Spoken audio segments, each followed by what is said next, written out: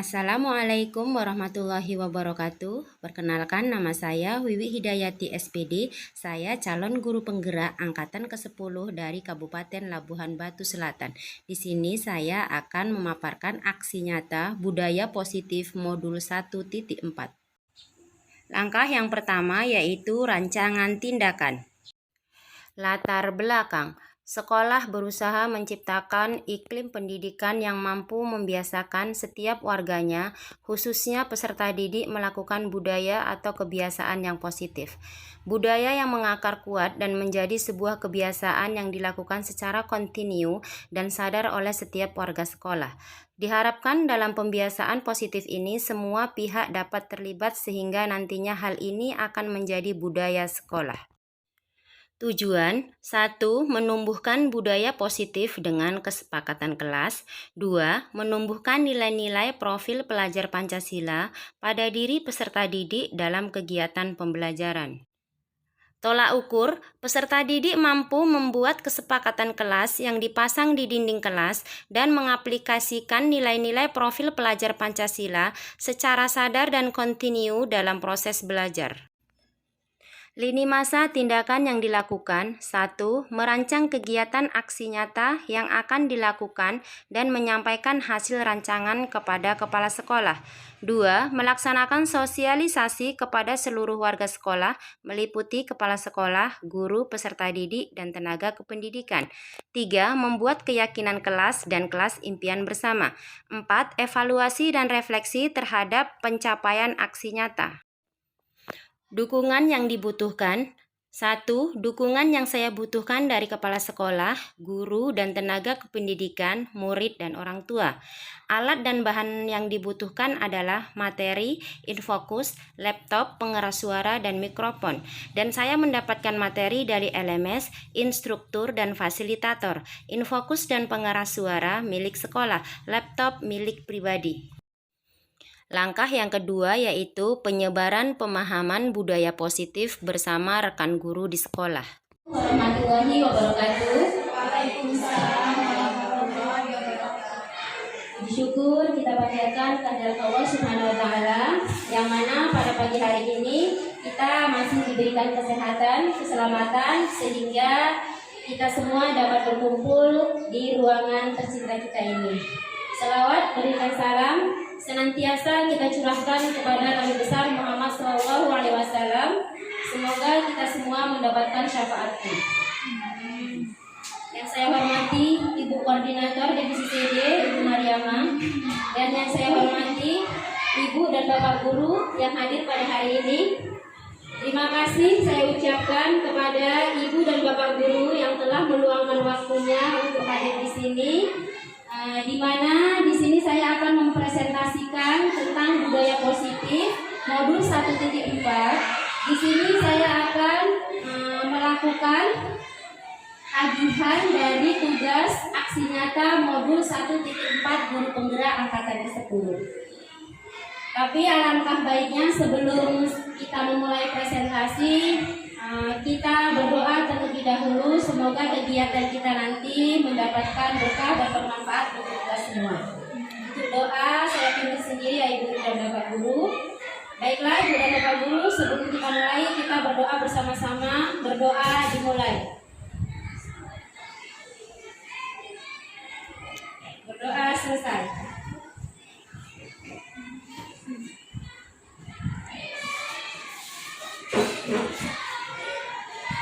Di sini sebelum saya memulai presentasi, karena mungkin Ibu dan Bapak Guru sudah dari pagi tadi ya beraktivitas bersama siswa-siswi kita yang hebat di dalam kelas, tentunya untuk lebih memfokuskan diri lagi, kita melakukan ice breaking terlebih dahulu. Di sini ice breakingnya yaitu mungkin Bapak dan Ibu pernah melakukan ice breaking di kelas menggunakan ice breaking ini, tetapi tidak apa-apa, kita akan mengulang kembali. Untuk ketentuannya yang pertama, minta salah satu guru membuat sebuah kalimat. Contohnya, saya suka makan durian. Nah, kemudian guru yang membuat kalimat, dia menunjuk guru yang lain dan guru yang lain tersebut menyambung dengan kata yang terakhir. Misalnya kata yang terakhir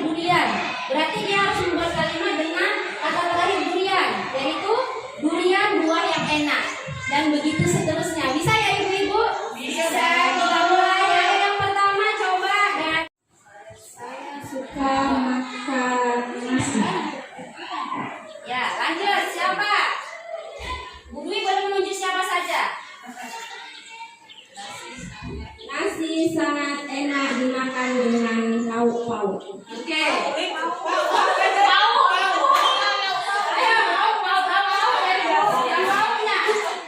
Lauk-pauk yang dimasak ibu hari ini sangat nikmat.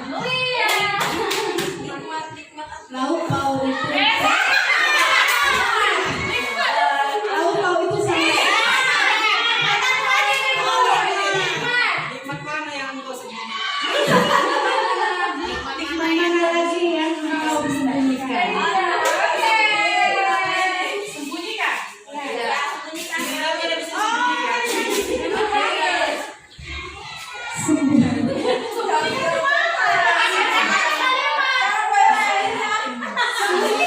sembunyikan perasaan hatimu yang tidak enak hari ini. Ini adalah uangku.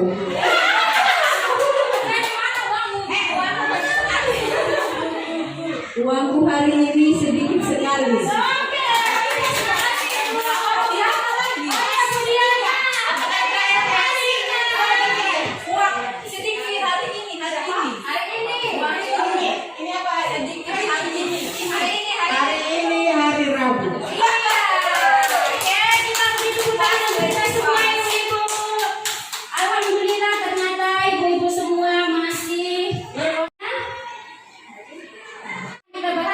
Disiplin positif, bisa diperhatikan di layar. Disiplin positif ini, di sini ada teori kontrol oleh William Glasser. Di sini Anda tidak bisa mengontrol orang lain, hanya Anda yang bisa mengontrol diri Anda. Nanti kita akan bahas. Baru yang kedua, teori kontrol yang kedua, semua perilaku memiliki tujuan. Yang ketiga, model berpikir menang-menang, kolaborasi dan konsensus menciptakan pilihan-pilihan baru. Kemudian yang keempat, realitas atau kebutuhan kita berbeda. Jadi setiap manusia itu memiliki kebutuhan dasar yang berbeda. Yaitu budaya positif dan disiplin. Di sini budaya positif adalah nilai-nilai, keyakinan-keyakinan dan kebiasaan-kebiasaan di sekolah yang berpihak pada peserta didik agar peserta didik dapat berkembang menjadi pribadi yang kritis, penuh hormat dan bertanggung jawab. Jadi di sekolah kita sebenarnya Bapak Ibu, budaya positif itu sudah dilaksanakan dengan baik ya Bapak Ibu. Contohnya bersalaman sebelum masuk ke kelas. Kemudian budaya positif lagi. Contoh yang lain misalnya sopan santun, bertanggung jawab, menghormati yang lebih tua, menghargai dan menghormati. Di sini budaya positif dilaksanakan dalam upaya menumbuhkan disiplin dan menanamkan motivasi intrinsik dari dalam pada peserta didik untuk menjadi orang yang mereka inginkan dan menghargai diri sendiri dengan nilai-nilai yang mereka percaya. Kemudian di sini dari budaya positif tentunya kita akan melakukan disiplin. Di mana disiplin ini adalah belajar mengontrol diri dengan menggali potensi diri kita agar tercapai tujuan mulia, yaitu sesuatu menjadi seseorang yang kita inginkan, menjadi nilai-nilai yang kita hargai. Disiplin ini sebenarnya yang kita pahami di lingkungan kita itu berarti kita mentaati atau melakukan ketentuan-ketentuan yang sudah dilakukan oleh sekolah dengan rasa tanggung jawab. Contohnya misalnya disiplin untuk siswa kita supaya tidak datang terlambat. Kira-kira kalau di divisi CD ini di SD Widya Dharma masih ada tidak dijumpai siswa yang datangnya terlambat? Tidak. Ya karena naik bus. Nah kemudian kalau siswa yang tidak mengerjakan PR masih ada. Kira-kira ya saya tanya sama ibu, kita sharing ya Bu. Jika ada siswa yang tidak mengerjakan PR dan itu saja siswanya yang tidak mengerjakan PR, si A misalnya tidak mengerjakan PR, kira-kira apa yang Bapak Ibu berikan? Bisa salah satu dari ibu atau bapak yang bisa memberikan komentar? Hukuman apa kira-kira? Hukuman konsekuensi ataupun restitusi apa yang akan Bapak Ibu berikan? Ya, ayo, Bu Putih. Mana? Yang pertama panggilan ke orang tua, Bu. Ya, panggilan ke orang tua. Mungkin Bapak Ibu guru yang lain selain panggilan kepada orang tua? Berapa kali tuh?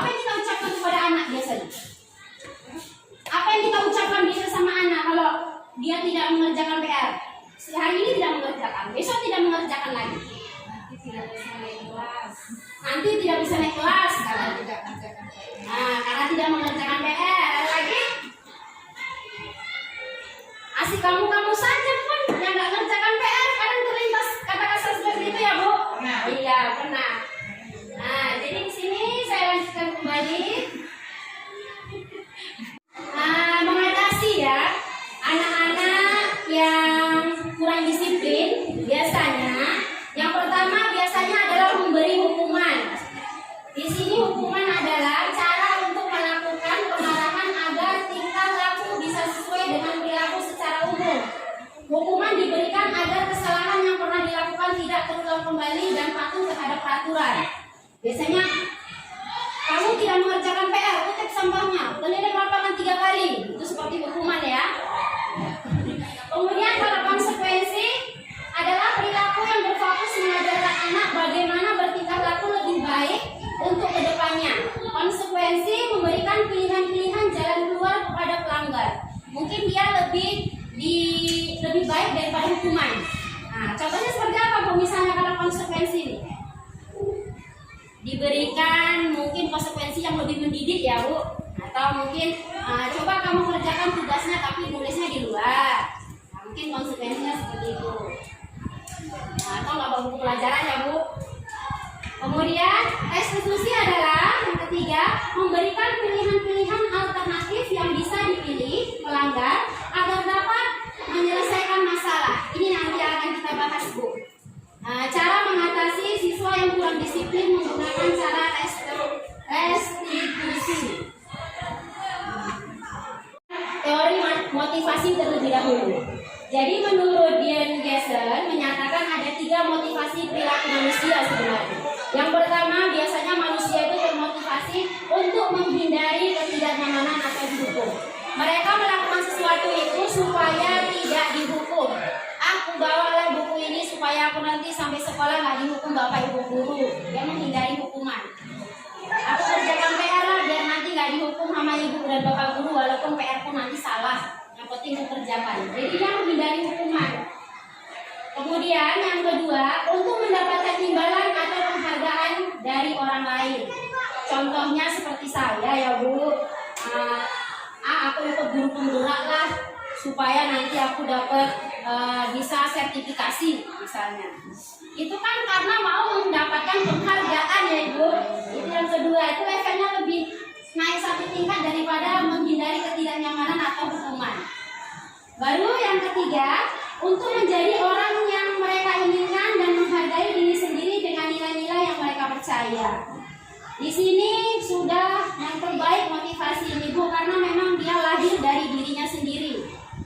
Misalnya seperti terlambat datang ke sekolah, walaupun tidak ada sanksi dari bapak kepala sekolah atau ibu kepala sekolah, tidak ada mungkin tidak ada teguran, tidak ada pernyataan, tapi kita sadar bahwa dengan terlambat ke sekolah berarti kita tidak disiplin. Jadi itu harus tumbuh dari diri kita sendiri. Itu motivasi yang ketiga. Mudah-mudahan ibu dan bapak guru divisi CD memiliki motivasi yang ketiga ya Ibu. Amin. Karena kita berharap motivasi yang terbaik itu memang datangnya dari diri kita sendiri. Belajar Pancasila ini sudah paham untuk ibu kelas 1, kelas 2, kemudian kelas 4, kelas 5 karena sudah kurikulum merdeka ya Ibu. Profil pelajar Pancasila ada 6. Beriman bertakwa kepada Tuhan Yang Maha Esa, mandiri, bernalar kritis, berkebinekaan global, bergotong royong dan kreatif. Kemudian sikap murid di sini toleransi, empati, rasa hormat, keingintahuan, integritas, kreativitas, mandiri, kerjasama, menghargai, percaya diri, antusias dan komitmen. Di sini juga ada 9 pilar karakter. Dan juga petunjuk sumber hidup dan keterampilan hidup di situ dapat dipercaya. Itu apa ya? Petunjuk sumber hidup. Jadi oranglah yang dapat dipercaya, peduli. Kemudian keingintahuan, kesabaran, lurus hati, penalaran, usaha, keteguhan hati dan lain sebagainya. Pak Guru, sebelum kita menghukum siswa atau mendisiplinkan siswa, di sini kita harus membuat keyakinan kelas. Keyakinan kelas itu sama peraturan kelas sama enggak? Berbeda. Bu Des, kenapa berbeda Bu Des? Perbedaannya itu Bu, yang membedakan adalah kalau peraturan itu biasanya ditetapkan oleh gurunya, sedangkan keyakinan kelas itu adalah kesepakatan antara guru dan siswa. Iya. Oke, kasih tepuk tangan boleh untuk Bu Desi. Jadi perbedaan antara peraturan dan keyakinan. Jadi selama ini kita buat peraturan kelas, kita ganti keyakinan. Benar kata Ibu Desi, kalau keyakinan itu dari dalam diri kita bersama-sama. Kita yakini. Jadi ciri-ciri keyakinan kelas antara lain bersifat lebih abstrak daripada peraturan yang lebih rinci dan konkret. Keyakinan kelas berupa pernyataan-pernyataan universal yang dibuat dalam bentuk kalimat positif. Keyakinan kelas tidak dibuat dalam jumlah banyak sehingga mudah diingat dan dipahami oleh semua warga kelas. Keyakinan kelas merupakan sesuatu yang dapat diterapkan di lingkungan kelas tersebut. Pembuatan keyakinan melibatkan semua warga kelas melalui kegiatan curah pendapat. Kemudian keyakinan kelas ditinjau kembali dari waktu ke waktu. Di sini contoh pelaksanaannya. Pelaksanaannya menumbuhkan budaya positif melalui keyakinan kelas bertujuan untuk mengenalkan keyakinan kelas kepada peserta didik, menyusun keyakinan kelas bersama peserta didik, kemudian membiasakan penerapan keyakinan kelas untuk menumbuhkan disiplin pada peserta didik. Ini contoh keyakinan kelasnya Ibu. Misalnya ini hanya contoh ya Bu. Misalkan contoh keyakinan kelas 6A misalnya. Siswa harus hadir di kelas tepat pada waktunya. Piket kelas dilakukan lebih awal. Wajib memakai seragam sesuai ketentuan pakaian seragam di sekolah. Berperilaku sopan, santun dan saling menghargai satu sama lain. Kemudian tanggung jawab. Itu untuk kelas 6A misalnya.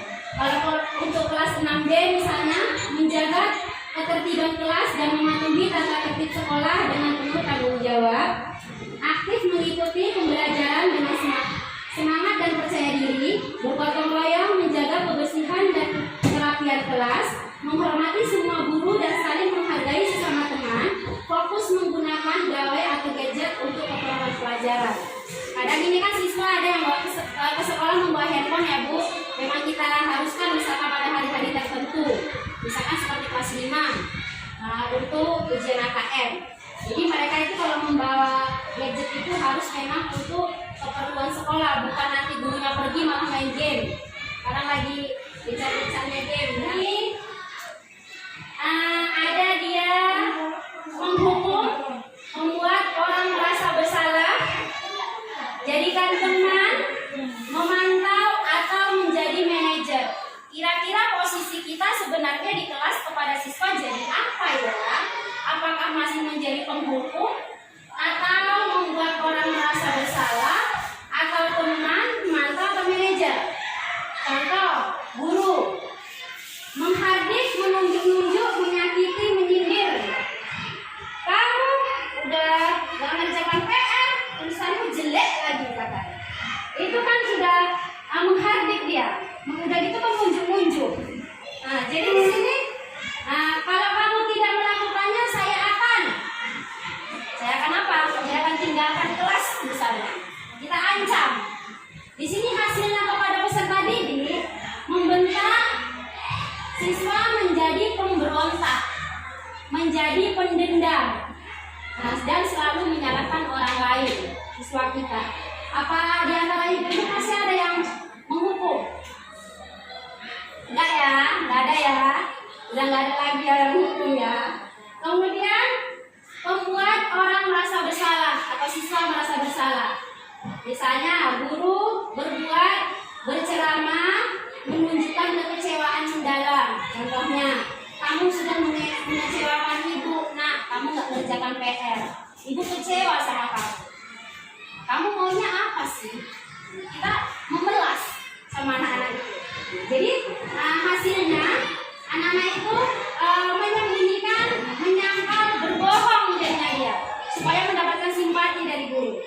Kemudian kalau menjadikan siswa itu teman kita, membuatkan alasan-alasan untuk murid-muridnya. Misalnya, lakukan untuk bapak ibu, ya sudah nanti bapak ibu bantu bereskan. Kita jadikan siswa itu teman untuk kita. Kemudian memantau, menghitung dan mengukur. Apa peraturannya? Contoh perkataan gurunya. Apa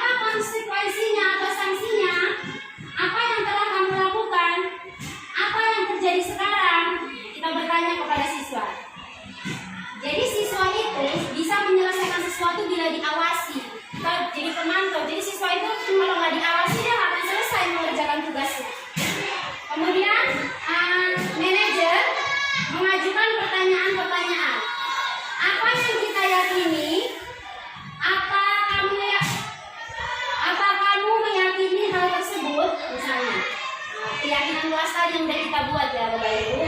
Misalnya, kalau kamu meyakininya, maukah kamu memperbaikinya? Jika kita meyakini keyakinan kelas itu, maukah kita berubah untuk menjadi yang lebih baik? Nah, jadi kita kasih kepada anak-anak dan hasilnya, jadi kita di situ adalah menguatkan watak dan karakter siswa sebenarnya, tanpa harus menghukum. Nah, mungkin Bapak Ibu sudah melakukannya di dalam kelas atau yang belum, marilah sama-sama kita ubah cara memberikan pengertian kepada anak-anak jika mereka melanggar disiplin di sekolah. Misalnya seperti ini, untuk segitiga restitusi merupakan proses restitusi dengan 3 tahapan yang setiap tahapannya berdasarkan pada prinsip 3 kontrol, yaitu validasi tindakan, yang kedua menanyakan keyakinan, yang ketiga menstabilkan identitas.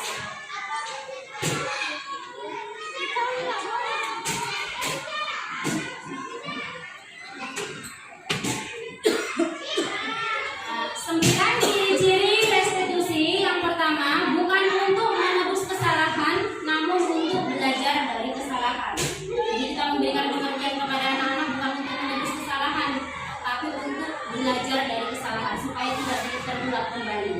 Kemudian yang kedua, memperbaiki hubungan supaya siswa itu tidak menendam kepada kita. Kemudian yang ketiga, tawaran bukan paksaan. Kita kasih solusi mereka.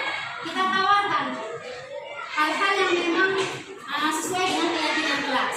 Kemudian yang keempat, restitusi menuntun untuk melihat ke dalam diri.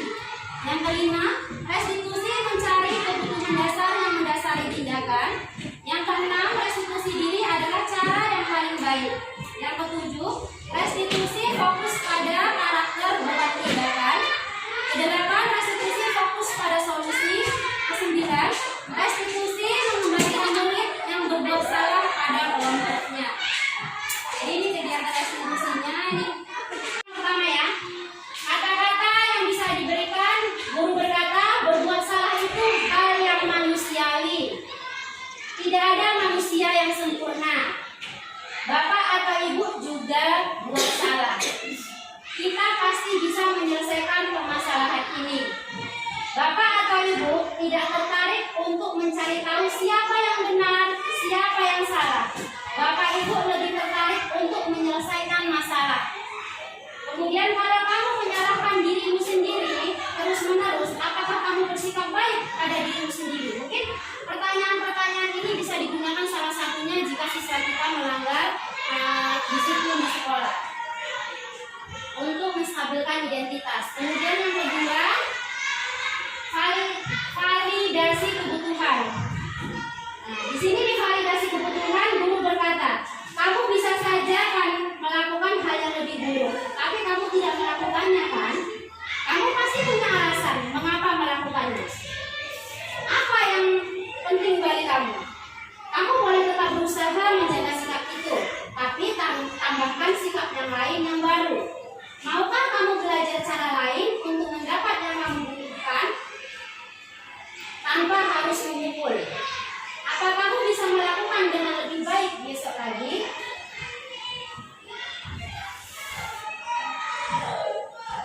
Kemudian untuk menanyakan keyakinan, guru berkata, apa nilai yang kita percaya di kelas atau sekolah kita?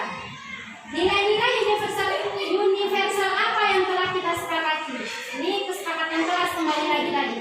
Kelas yang ideal itu seperti apa sih? Kamu ingin jadi anak seperti apa? Apa yang kamu rasakan ketika kamu melakukan itu? Kamu menjadi orang yang seperti apa?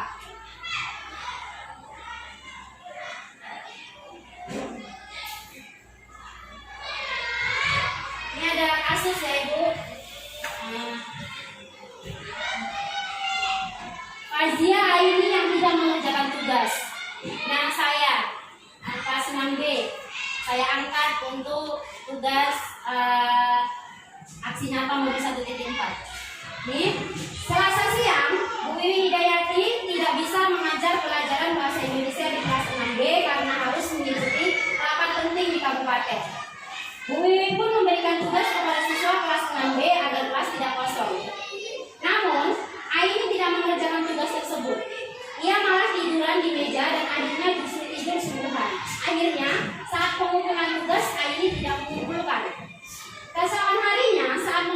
tugas, Bu Wiwi menemukan satu anak yang tidak mengerjakan tugas, yakni Aini. Berdasarkan buku presensi hari itu, ini bertimpa ini. Jadi di sini si Aini nggak mengerjakan tugas karena pada saat itu saya pergi ya Ibu. Dari sini tindakan yang saya lakukan, saya sengaja memanggil Aini di sini. Assalamualaikum Bu, saya bacakan ya Ibu untuk pemecahan masalah menggunakan restitusi. Waalaikumsalam Aini, ayo silakan duduk. Kamu tahu mengapa Ibu panggil ke sini? Mungkin berkaitan dengan tugas Bu. Ya benar. Tapi kamu kemarin masuk kan waktu Ibu pergi? Ya benar. Masuk, tapi saya tidak mengumpulkan tugas. Di sini menstabilkan identitasnya. Saya masukkan di sini Aini. Semua orang pernah melakukan kesalahan, termasuk Ibu. Namun setiap tindakan kita pasti ada alasannya. Kira-kira mengapa kamu tidak mengumpulkan tugas? Saya capek dan mengantuk Bu. Soalnya malamnya scroll TikTok sampai jam 12 malam.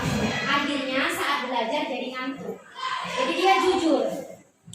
Kamu masih ingat keyakinan kelas kita? Masih Bu?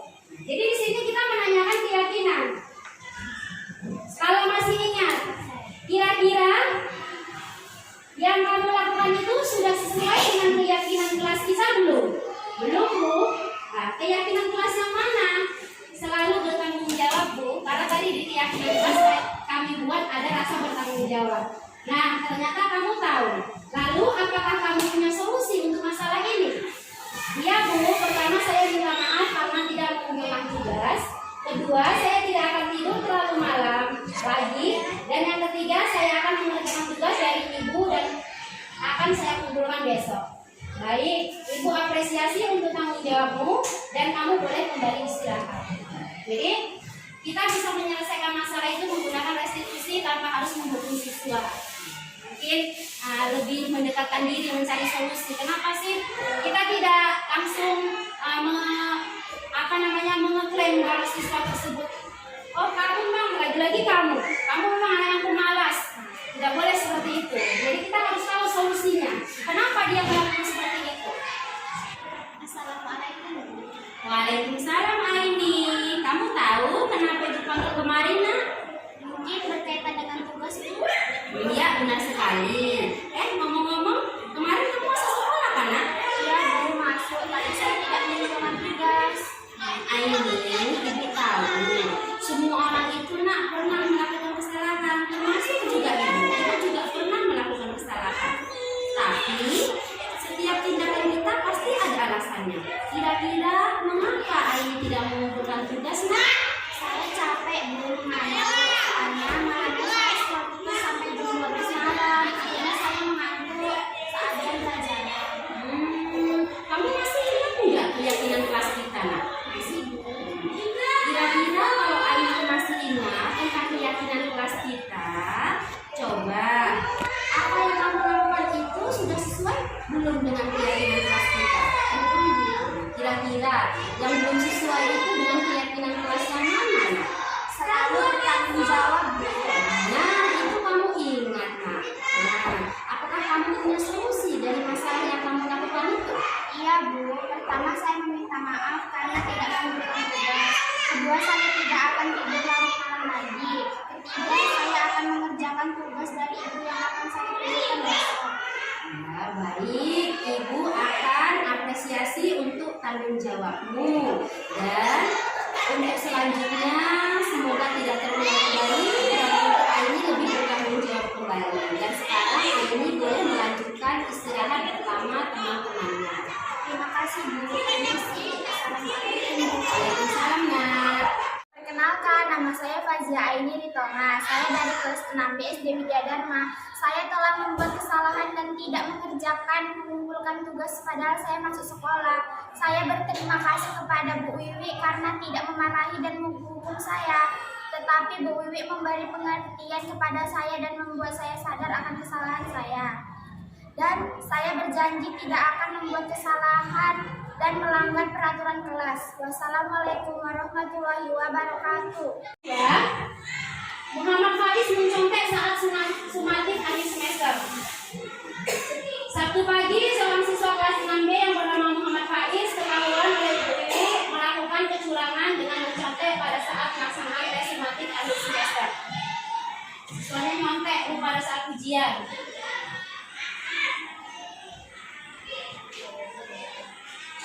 Oke, saya mencoba untuk memecahkan masalahnya menggunakan segitiga restitusi.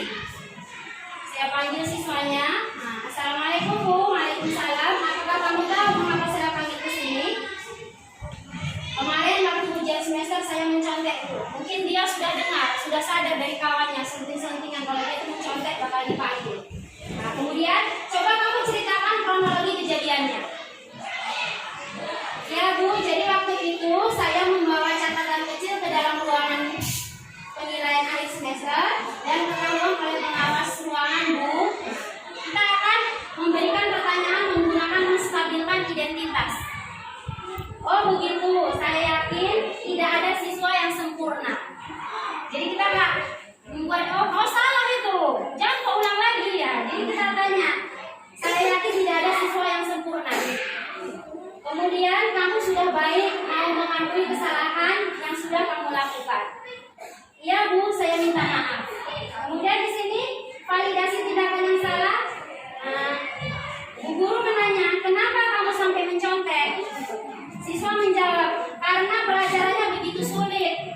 Jadi saya memutuskan untuk membawa catatan kecil. Saya minta maaf Bu, tindakan itu benar atau salah? Salah Bu, saya tidak jujur dalam mengerjakan penilaian akhir semester. Kemudian kita menanyakan keyakinan. Guru, untuk kedepannya apa yang akan kamu lakukan saat ujian berlangsung? Saya akan belajar lebih tekun lagi dan bertanya kepada guru mapel apabila saya belum paham tentang materi pelajaran. Bagus. Ibu guru pasti akan dengan senang hati membantu kalian. Terima kasih Bu. Wassalamualaikum. Waalaikumsalam Nak. Kamu tahu mengapa Ibu panggil kemari Nak? Kemarin waktu ujian saya mencontek Bu. Coba Ibu mau tahu. Coba Pak Is ceritakan kronologis kejadiannya Nak. Ya waktu itu saya membawa buku catatan kecil ke dalam ruangan penilaian ujian akhir semester dan diketahui oleh penjaga ruangan. Oh begitu kejadiannya. Ibu yakin tidak ada siswa yang sempurna. Ya Bu, saya minta maaf. Kamu sudah mengakui kesalahan kamu dan kamu sudah mengakui apa yang kamu lakukan. Kenapa kamu sampai mencontek Nak? Karena pelajarannya begitu sulit Bu, jadi saya memutuskan untuk membawa catatan kecil. Kami minta maaf Bu. Kira-kira tindakan kamu itu benar atau salah Nak? Salah Bu, saya tidak jujur dalam penilaian akhir semester. Untuk kedepannya, apa yang kamu lakukan saat ujian berlangsung Nak? Saya akan berikan petunjuk dan bertanya kepada guru apabila maksud saya tidak paham tentang materi pembelajaran. Bagus, Ibu guru pasti akan senang dan akan membantu dan memantau Pak Is untuk belajar. Terima kasih Bu. Assalamualaikum warahmatullahi wabarakatuh. Waalaikumsalam anak Ibu. Assalamualaikum warahmatullahi wabarakatuh. Perkenalkan, nama saya Muhammad Faiz Mubarak. Saya dari kelas 6B SD Widya Dharma. Saya telah membuat kesalahan saya mencontek saat ujian semester. Saya berterima kasih atas Bu Wiwi tidak memarahi saya dan menghukum saya, tetapi Bu Wiwi memberikan pengertian kepada saya saat saya sadar dan akan kesalahan saya, dan saya berjanji tidak akan membuat kesalahan lagi dan melanggar peraturan kelas. Assalamualaikum warahmatullahi wabarakatuh. Mungkin cukup sekian pemaparan dari saya tentang modul 1.4 tentang budaya positif yang ada di sekolah. Mudah-mudahan dengan saya presentasikan bisa sedikit-sedikit ya Ibu, bisa mulai kita rubah. Yang tadinya kita mendisiplinkan siswa mungkin dengan cara menghukum ataupun memberi konsekuensi, kita sudah bisa merubah dengan cara restitusi. Kita lebih mencari tahu apa sih alasan mereka melakukan itu. Apa sih keinginan mereka? Karena sebenarnya mereka itu adalah anak-anak yang baik, anak-anak yang memang ingin dimengerti dan ingin dilindungi, karena kita di sini adalah orang tua siswa yang ada di sekolah. Mungkin sebelum saya akhiri, alangkah baiknya kita tutup dengan berdoa bersama-sama. Saya pimpin ya Bapak Ibu. Sebelum kita tutup acara ini, marilah kita berdoa menurut agama dan kepercayaan kita masing-masing. Doa dimulai. Doa selesai. Dan saya akhiri. Wassalamualaikum warahmatullahi wabarakatuh. Contoh penerapan budaya positif di sekolah SD swasta Widya Dharma.